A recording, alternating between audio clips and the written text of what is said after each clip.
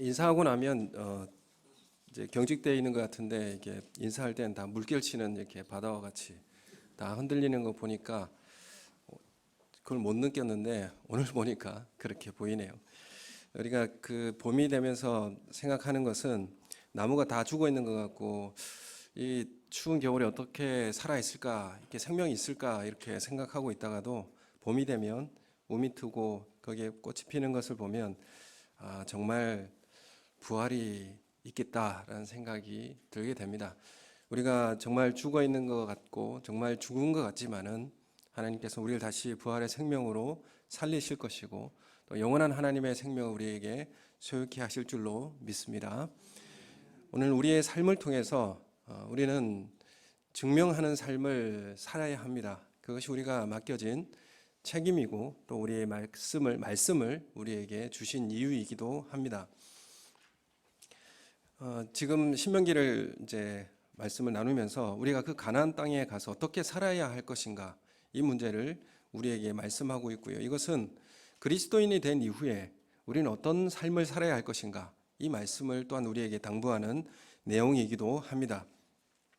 오늘 16절 말씀에 보면 너희가 마사에서 시험한 것 같이 너희 하나님 여호와를 시험하지 말라 이렇게 말씀하고 있습니다. 이제 너희가 가나안 땅에서 살게 될 때에 너희는 하나님을 시험하지 말라 이렇게 말씀합니다. 여러분 하나님 시험해 보신 적 있습니까? 어떻게 감히 하나님을 시험합니까? 마사에서 사실 어떤 일이 있었는가라고 할 때에 이스라엘이 출애굽하여서 광야로 나온 다음에 가장 어려운 경험은 뭐냐면 물이 없는 것이었습니다.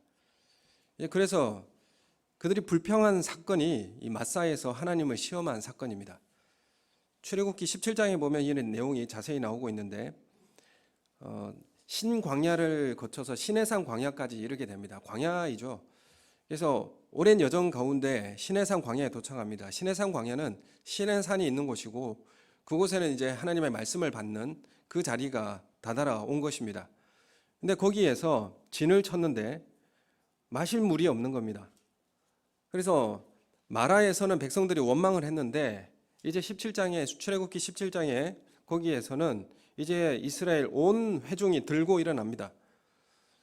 앞서서는 그냥 단순한 불평과 원망이었는데 이제 출애굽기 17장에 시내산 광야에 이르러서는 이제 이스라엘 백성들이 모세와 다투고 그리고 물을 달라고 명령하면서 돌로 칠 지경까지 이르게 되었습니다.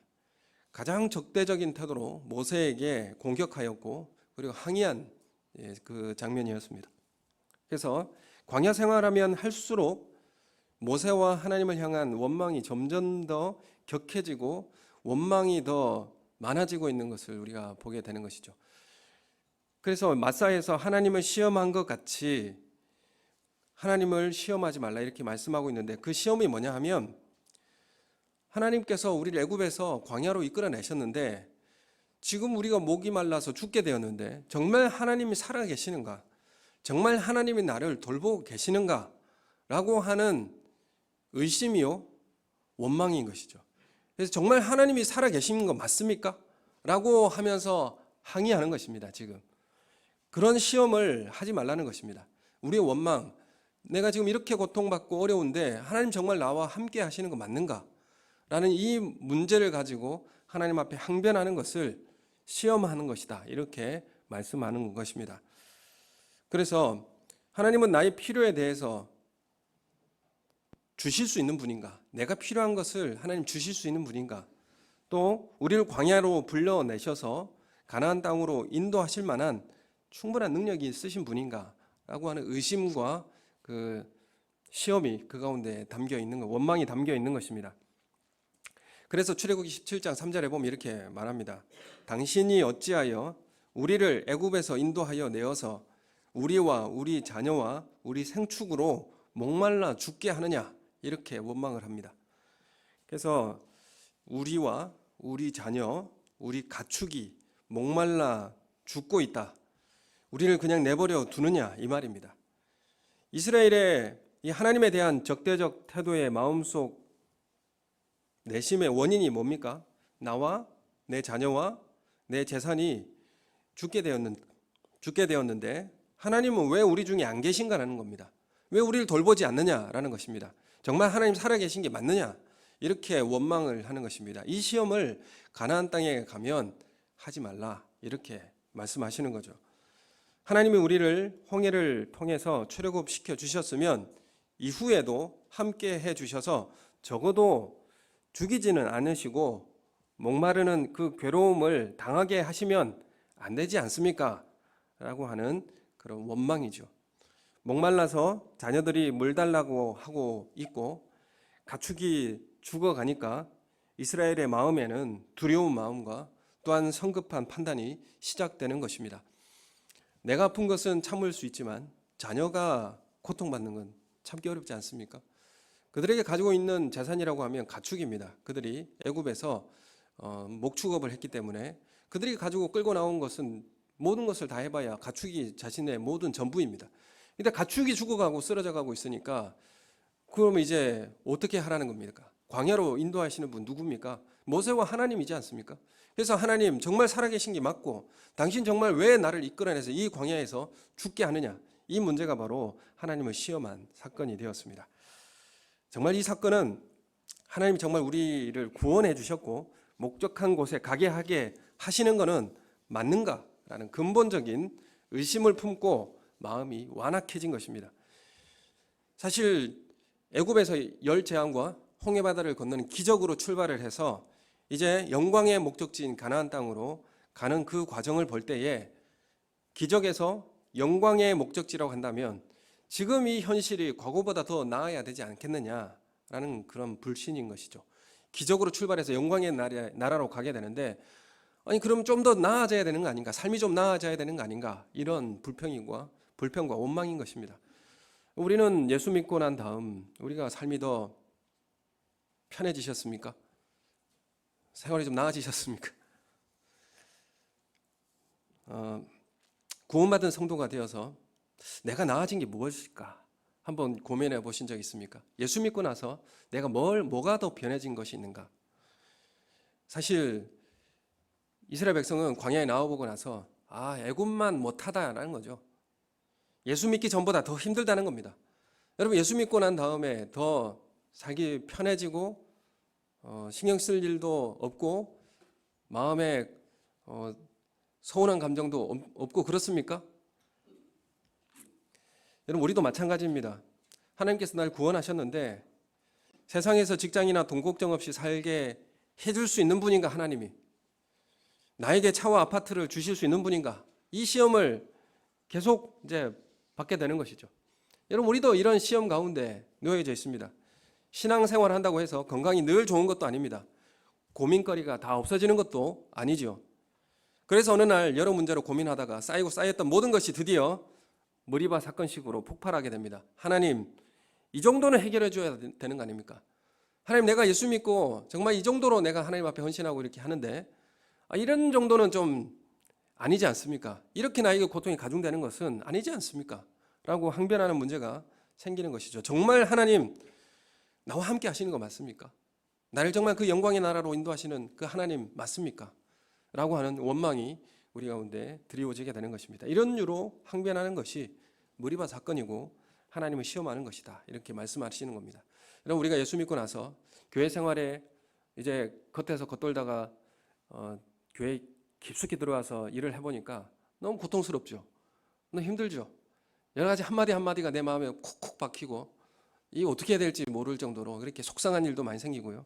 내 이대로 가다가 내가 정말 말라 죽지 않을까라는 그런 생각도 하고 그래서 괜히 내가 이렇게 했나 이런 생각도 들 때가 있습니다. 신명기 9장 6절에 이렇게 말씀합니다. 그러므로 9장 6절 말씀을 보시면 그러므로 내가 알 것은 내 하나님 여호와께서 내게 이 아름다운 땅을 기업으로 주신 것이 내 공의로 말미암음이 아니라 너는 목이 곧은 백성이다. 이렇게 말씀합니다. 그럼 우리가 가나안 땅으로 젖과 꿀이 흐르는 땅, 그 땅이 아름다운 땅이라고 합니다. 여러분 앞서서 제가 말씀드렸지 않습니까? 신명기의 말씀도 분명히 이야기하고 있습니다. 가나안 땅이 아름다운 땅입니까? 왜 아름다운 땅입니까? 그 땅이. 이 아름다운 땅을 우리에게 주셨는데 네가 잘해서 이 땅 간 게 아니다 이렇게 말하고 있어요. 여러분, 우리가 이 가나안 땅, 우리가 사역의 현장, 우리가 신앙생활하는 우리 삶의 그 현장이 아름다운 땅인가요? 정말 기쁨이 넘치고 정말 행복만 있는 그런 땅입니까? 우리의 사역하는 그 사명의 현장이 정말 천국을 살아가는 그런 현장입니까? 여러분, 그렇지 않죠. 그런데 하나님은 이 땅을 아름다운 땅이라고 부릅니다. 하나님은 이 땅을 젖과 꿀이 흐르는 땅이라고 말씀하고 있습니다. 왜 그럴까요?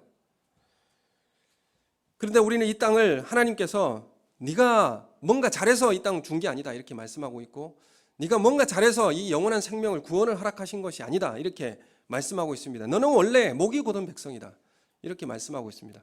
하나님 원망하고 하나님 시험하고, 그리고 너희는 애굽의 종되었던 것처럼 마귀의 자녀였다 이렇게 말씀하고 있는 것이죠. 그런데 이스라엘 백성들이 광야에 나와서 애굽이 더 좋았다 이렇게 말합니다.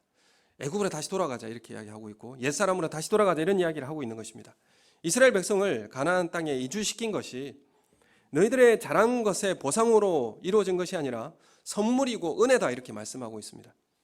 이스라엘은 이 가나안 땅, 젖과 꿀이 흐르는 땅에 살게 한 이유는 세상과 다르게 다른 삶을 살기 위해 준 것입니다.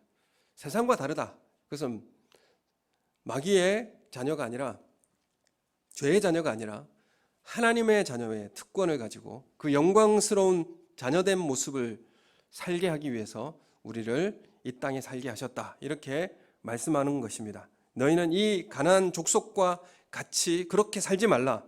너희는 내 말에 귀를 기울이라. 이렇게 한 이유가 여기에 있는 것입니다. 자세히 따져보면 내가 가나안 땅에 살게 된 권리는 사실 없습니다.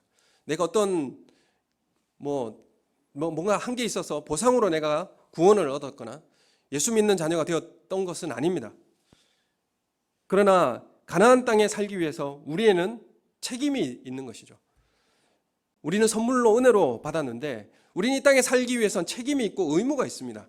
왜냐하면 목적이 있기 때문에 그렇습니다.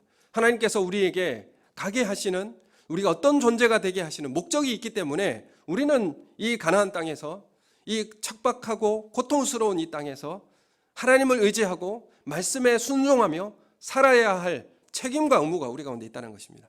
여러분, 이 의무를 도외시하면 안 됩니다. 여러분, 교회에 와서 권리를 주장하는데 책임은 다 하지 않습니다. 여러분, 이것이 올바른 그리스도인의 삶은 아니죠.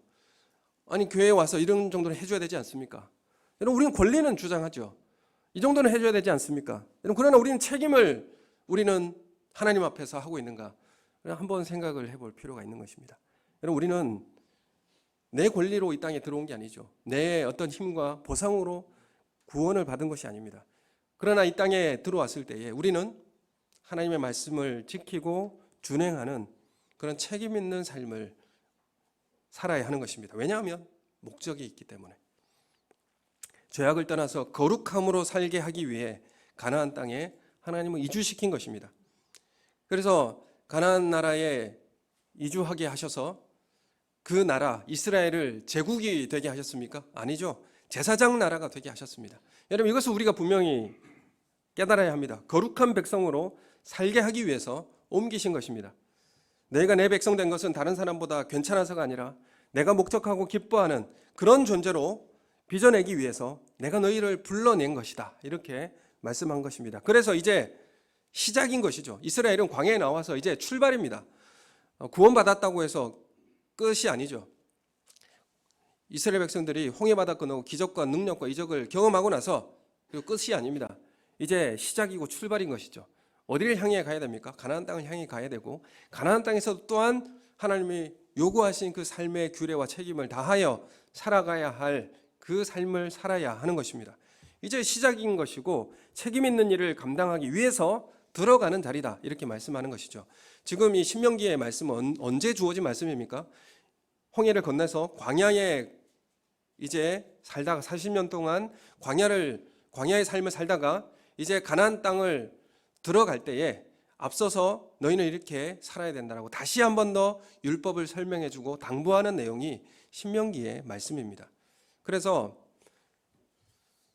신명기 10장 12절 13절 말씀을 우리 함께 읽겠습니다. 신명기 10장 12절 13절 같이 읽겠습니다. 시작. 이스라엘아, 내 하나님 여호와께서 내게 요구하는 것이 무엇이냐? 곧 내 하나님 여호와를 경외하여 모든 도를 행하고 그를 사랑하며 마음을 다하고 뜻을 다하여 내 하나님 여호와를 섬기고 내가 오늘 내 행복을 위하여 내게 명하는 여호와의 명령과 규례를 지킬 것이 아니냐. 아멘. 책임이 있습니다. 뭘 지키고 행해야 할 것인가? 16절, 이어서 16절 읽겠습니다. 시작. 그러므로 너희는 마음에 할례를 행하고 다시는 목을 곧게 하지 말라. 목을 곧게 하여서 하나님 앞에 원망하여 하나님을 시험했지 않습니까? 다시는 목을 곧게 하지 말고 18절 19절 읽겠습니다. 시작. 고아와 과부를 위하여 정의를 행하시며 나그네를 사랑하여 그에게 떡과 옷을 주시나니 너희는 나그네를 사랑하라. 전에 너희도 애굽 땅에서 나그네 되었음이니라. 아멘. 그러니 너희는 그 땅에서 이렇게 살아라. 이렇게 말씀하고 있는 것입니다. 여러분, 하나님의 백성으로 살기 위해서는 책임이 따릅니다. 의무가 따릅니다. 크게 세 가지로 압축할 수 있는데 오늘 10장 이 말씀으로 보면 하나님만을 섬기고 경외함으로 그 뜻을 행하라. 하나님과의 사귐의 교제를 이루어 가라. 첫 번째고, 두 번째는 율법에 순종하라. 하나님의 기록된 말씀을 순종하라. 세 번째는 뭡니까? 힘없고 약한 자들도 보살펴 주라. 항상 하나님의 그 법에, 실천법에 보면, 사회법에 보면 약자를 돌보고 정의와 공의를 따라 행하라라는 것이 분명히 나오고 있습니다. 이스라엘 남유다가 멸망한 이유도 이 문제를, 약자를 보살피는 것을 하지 않았기 때문에 붙잡혀갔습니다. 포로로 잡혀간 것이죠. 그래서 7년마다 과부, 고아, 나그네의 채무를 면제해 주라. 고아와 과부와 나그네, 이 사람들만 돌봐주라는 것이 아니라 이 사람들은 그 시대를 대표로 하는 약자들입니다. 그 시대를 대표로 하는 약자, 오늘 이 시대를 대표로 하는 약자들도 또 있겠죠. 그들에게 우리도 똑같이 책임을 다해야 하는 것입니다. 품삯을 제때 주고 학대하지 말고 곡식을 나그네를 위해 남겨주고 판결을 굽게 하지 말라, 이렇게 말씀을 합니다. 신명기 24장을 한번 또 보겠습니다. 신명기 24장에 보면 24장 17절,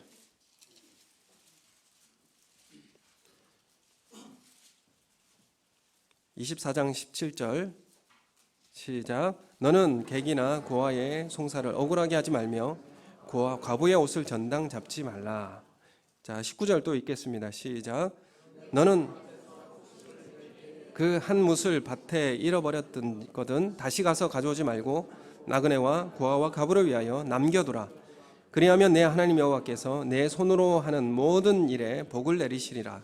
20절입니다. 내가 내 감람나무를 떤 후에 그 가지를 다시 살피지 말고 그 남은 것은 객과 고아와 과부를 위하여 남겨두며. 아멘.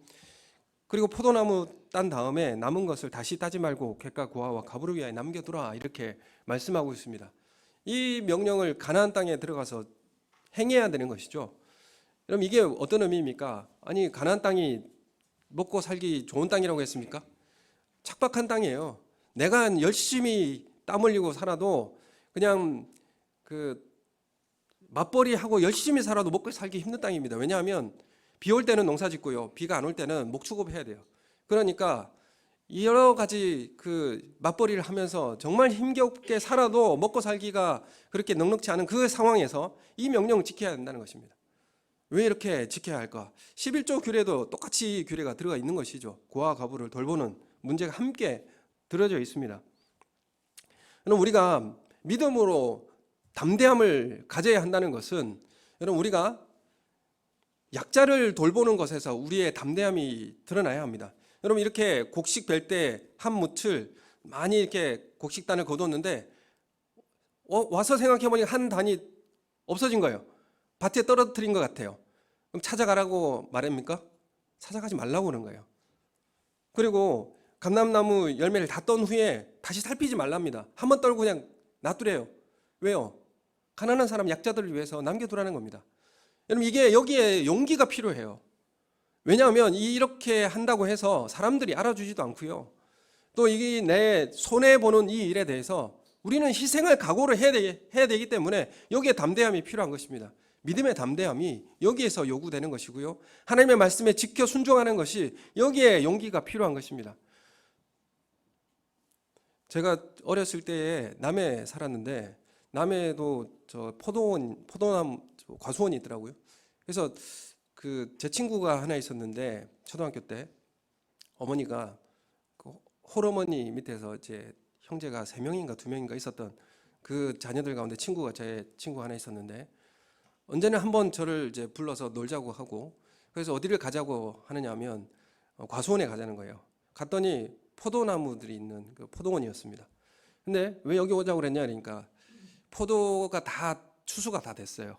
추수가 다 됐는데 저는 그것도 잘 몰랐어요. 모르는데 추수가 다 됐는데 다 땄어요. 근데 이걸 딱 가위로 자르기 때문에 그 뒷부분에 남은 게 있어요. 딱 자르기 때문에 윗부분에 남은 게 있어요. 그거는 놔두더라고요. 그 친구가 그걸 따서 저에게 주는 거예요. 저도 먹고 그 친구도 먹고. 그 친구는 자주 그 일을 경험했고 그걸 먹었어요. 전 잘 몰랐죠. 근데 이렇게 해서 이 아이들도 이 포도를 먹게 되는구나 이 생각을 하게 됐습니다. 여러분 우리가 정의와 공의롭게 살고 손해를 감수하더라도 거룩한 삶을 우리에게 요구받는 이 일을 우리에게 말씀하십니다. 그래서 이런 삶을 사는 것으로 우리는 그 땅에서 하나님 자녀인 것을 인정받게 되는 것이고 하나님 자녀답게 성장하고 변해가게 되는 것입니다.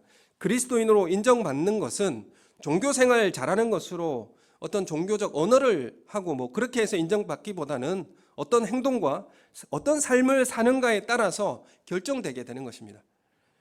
가나안 땅에서 먹고 살기도 힘든데 하늘만 바라보고 살아야 하고 이웃을 돌보고 근데 또 희생하는 삶을 또 살아야 하는 것이죠. 여러분 여기에 우리는 담대함이 필요한 것입니다. 여기에 우리 용기가 필요한 것이죠. 우리는 왜 우리의 이런 삶이 필요한가 하면 우리가 하나님을 우리가 어떤 분인가라고 우리가 생각하고 우리가 사유해서 하나님을 알 수 없습니다. 절대 하나님을 알 수가 없어요. 삼위일체 하나님 이게 말로 이렇게 말하지만 하나님 어떤 분인가 우리는 알 수가 없습니다.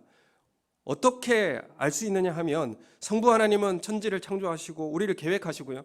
그리고 성자 예수님은 우리를 죄를 구속하시고요. 성령 하나님은 생명을 주시며 성화의 길로 우리를 인도하십니다.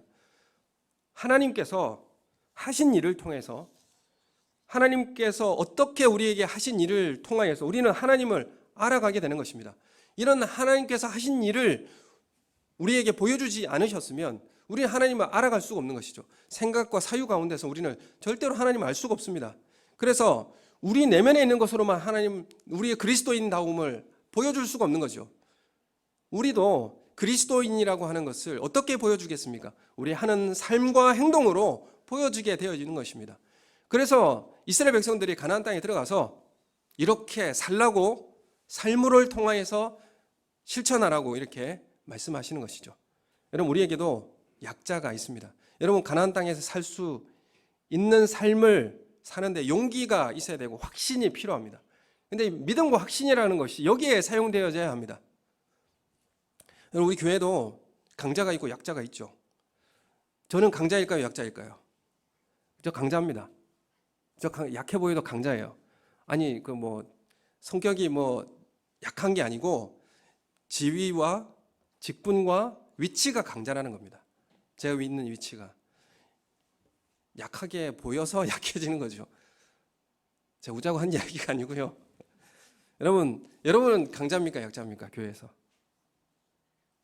여러분 어떤 것 같습니까? 여러분 교회 가족이 여러분 다니시면 강자예요.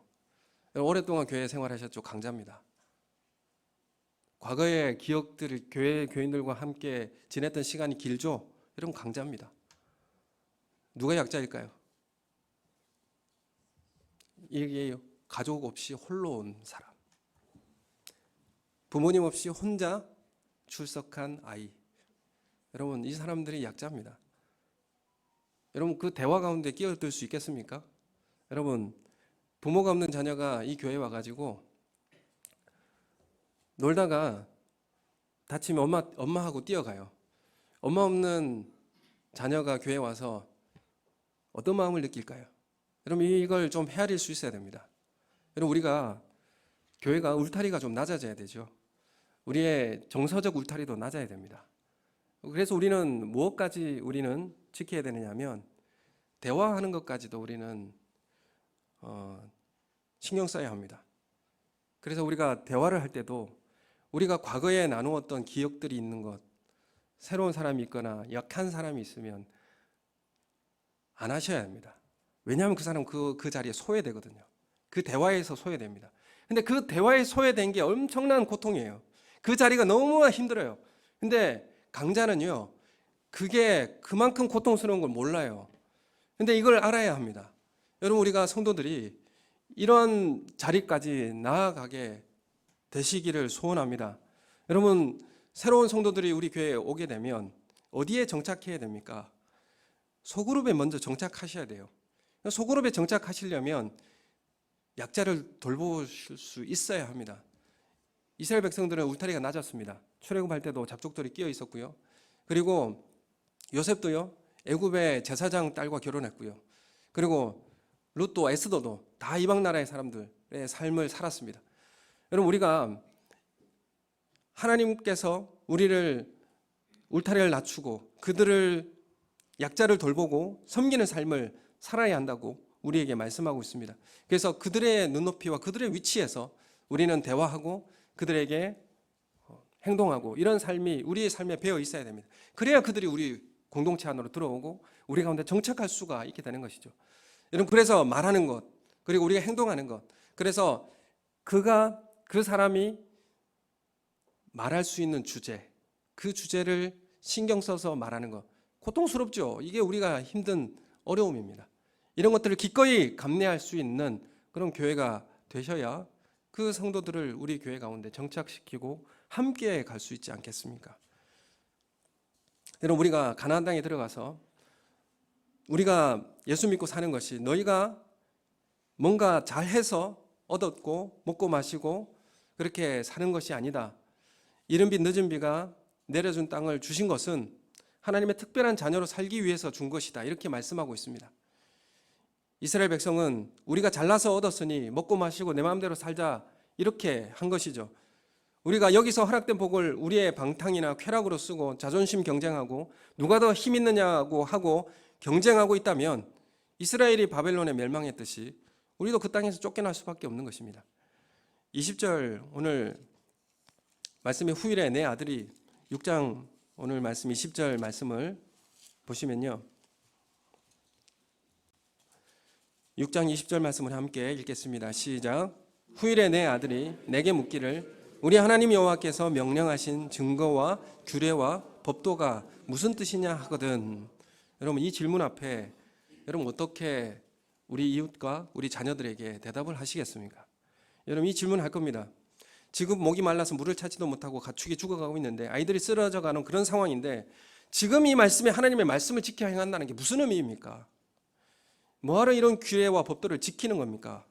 이럴 때 여러분 자녀들에게 어떤 대답을 하겠습니까? 우리가 먹고 살기도 어려운데 왜 하나님의 말씀을 지키고 순종하고 이렇게 살아야 합니까? 이런 질문을 할 때에 여러분 어떤 대답을 준비하고 있습니까? 그 대답이 오늘 6장 21절에서 25절 말씀입니다.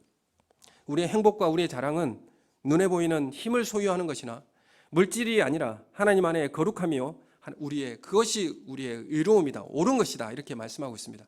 하나님의 자녀된 그 자녀의 모습으로 자라가는 그 모습으로 살아가는 것이 우리의 옳은 삶이다 이렇게 말씀하고 있는 것입니다. 여러분, 우리의 하루는 일용한 양식을 구하며 매일 먹을 만나를 이스라엘 백성에게 주시되 쌓아놓는 것이 아니라 하루하루를 하나님의 인도하심과 신뢰함 속에서 살아가는 것입니다. 가나안 땅에서 먹을 것을 채우는 하루가 아니라 하나님의 사람으로 채워져 가고 하나님의 목적이 드러나는 삶으로 만들어져 가는 것입니다.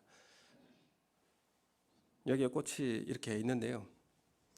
이 꽃이 작지만은 이 공간을 향기로 가득 채웁니다.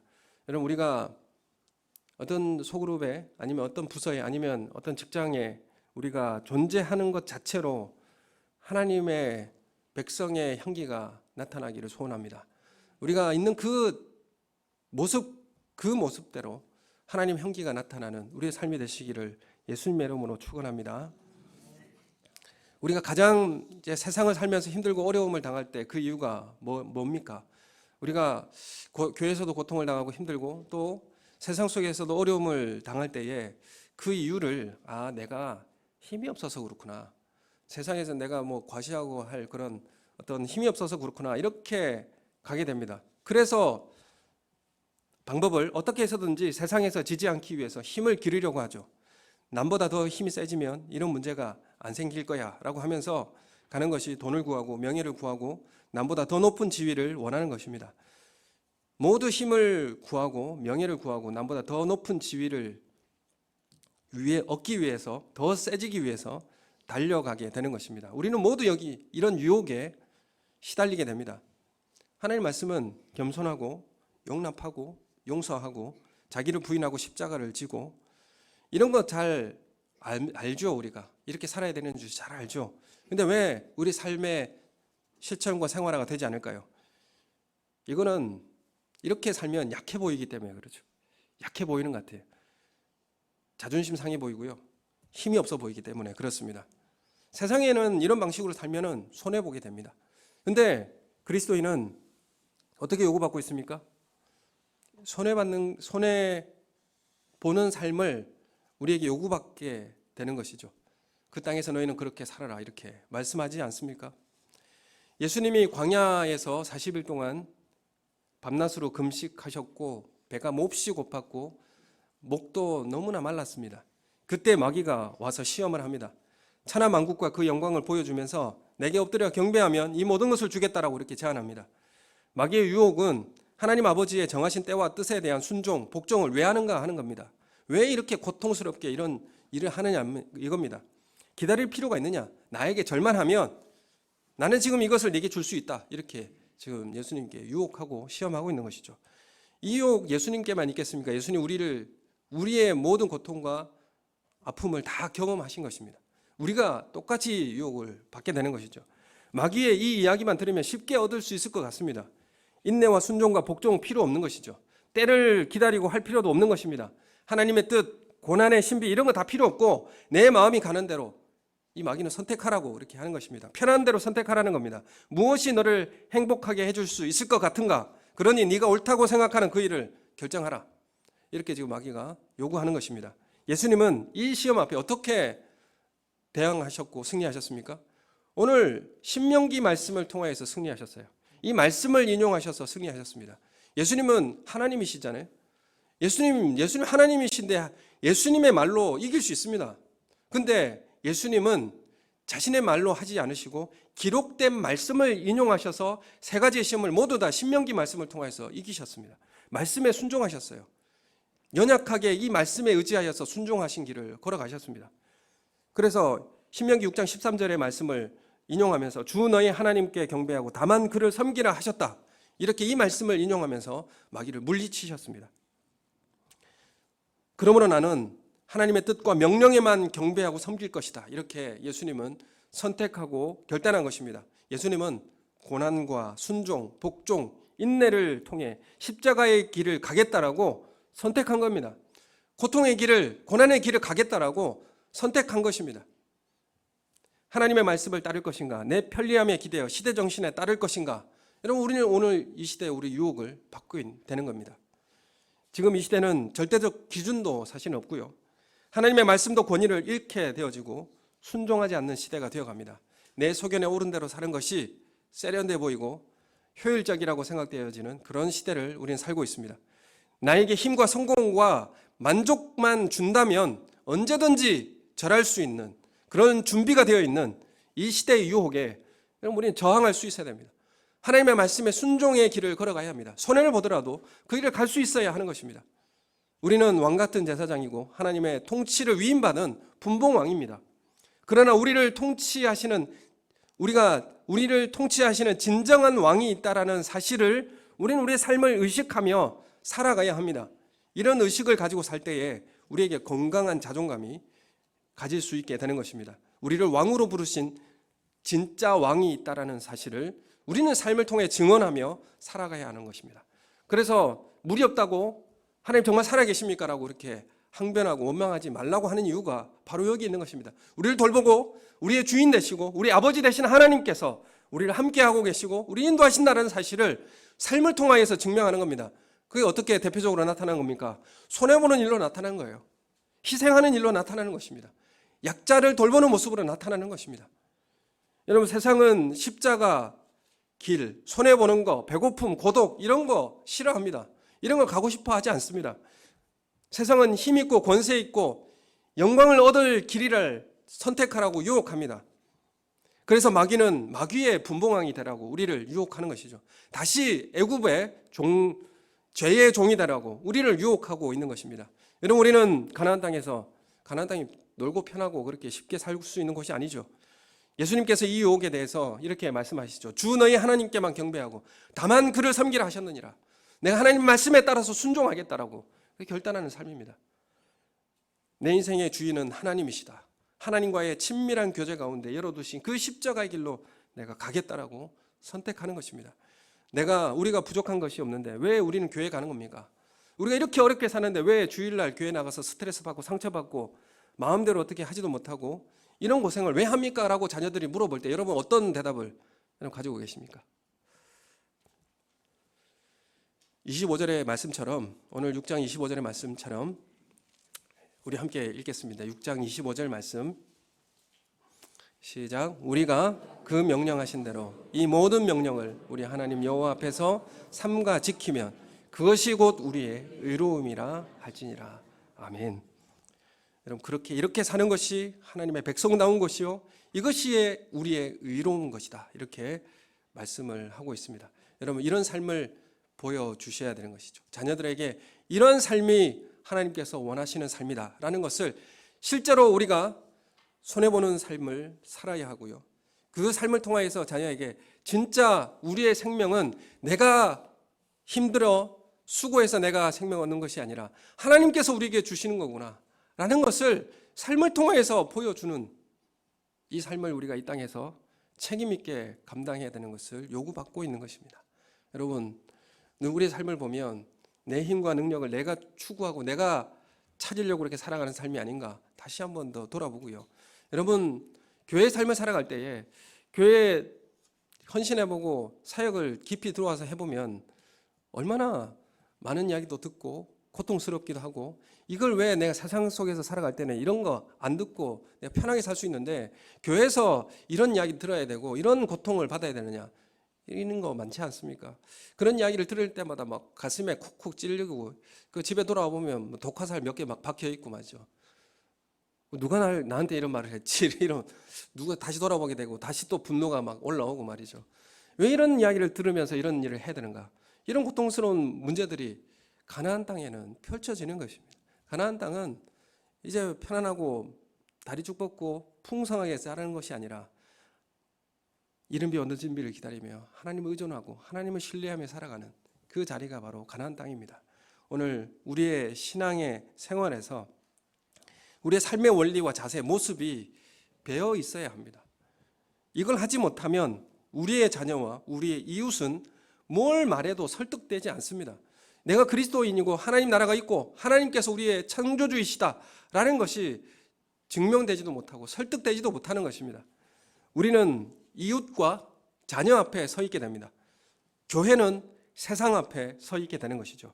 우리에게 진짜 왕이 계시고 창조주가 계시다는 것을 우리의 삶에서 증언하셔야 되고 말씀에 순종하여서 합당한 그리스도인의 삶을 살아가시는 우리 성도님들 되시기를 예수님의 이름으로 축원합니다. 우리 함께 기도하겠습니다.